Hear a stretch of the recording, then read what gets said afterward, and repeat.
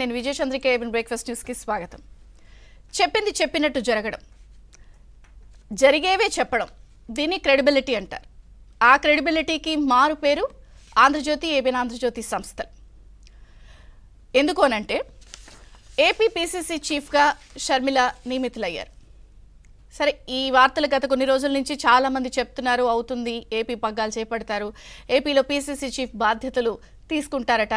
ఇలా అంటున్నా కూడా గత మేలోని ఏబిఎన్ ఆంధ్రజ్యోతి సంస్థల ఎండి మేనేజింగ్ డైరెక్టర్ వేమూరు రాధాకృష్ణ గారు తన కొత్త పలుకులో తన ఆర్టికల్స్ ద్వారా జరిగే వార్తల్ని పూర్తి స్థాయిలో ఇది ఇలా జరుగుతుంది, ఇలా జరగబోతోంది అనే వార్తల్ని తన ఆర్టికల్స్ ద్వారా ప్రపంచానికి చెప్పారు. అందులో చెప్పిన వార్త, ఏపీ పీసీసీ చీఫ్గా షర్మిల నియమితులవుతారు, ఏపీ రాజకీయం ముఖచిత్రం మారుతుంది, సంచలనాలు నమోదవుతాయి అని తన కొత్త పలుకులో చెప్పారు. అది చెప్పింది చెప్పినట్టు అక్షర సత్యమైంది. దాని క్రెడిబిలిటీ మరొకసారి ఏబిఎన్ ఆంధ్రజ్యోతి సంస్థల క్రెడిబిలిటీ ఇది అని ప్రపంచానికి అర్థమైంది. సరే, ఇక వివరాల్లోకి వెళదాం. ఎప్పుడైతే ఇక షర్మిల నియామకం అయ్యిందో, షర్మిల బాధ్యతలు చేపట్టారు, వాట్ నెక్స్ట్? ఇదే అందరి మనసులో మెదులుతున్న ప్రశ్న. ఎందుకంటే షర్మిల నియామకానికి సంబంధించి ఇప్పటికే అంతకు 2 రోజుల ముందే తన పీసీసీ బాధ్యతల నుంచి గిడుగు రుద్రరాజు గారు కూడా మార్గం సుగమం చేస్తూ చక్కగా బాట వేసేశారు. తర్వాత ఆవిడికి బాధ్యతలు అప్పచెప్పారు.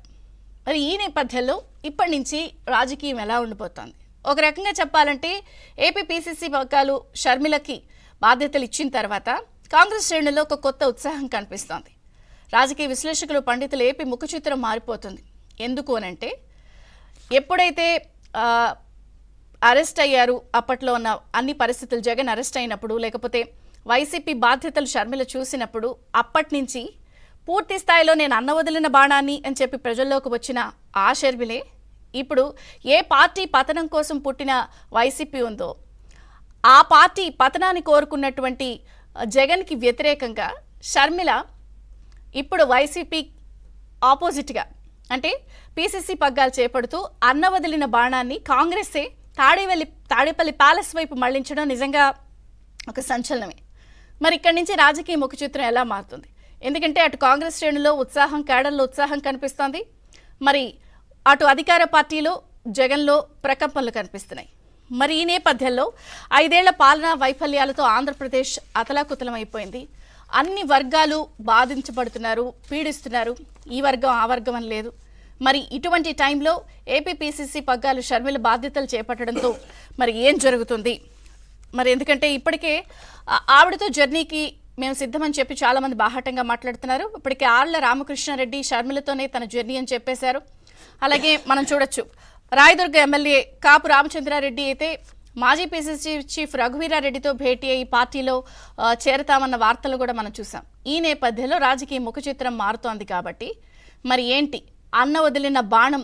మరి షర్మిల బాధ్యతలు చేపట్టిన నేపథ్యంలో అన్నను ఎలా టార్గెట్ చేయబోతోంది? కాంగ్రెస్ వ్యూహం ఏంటి?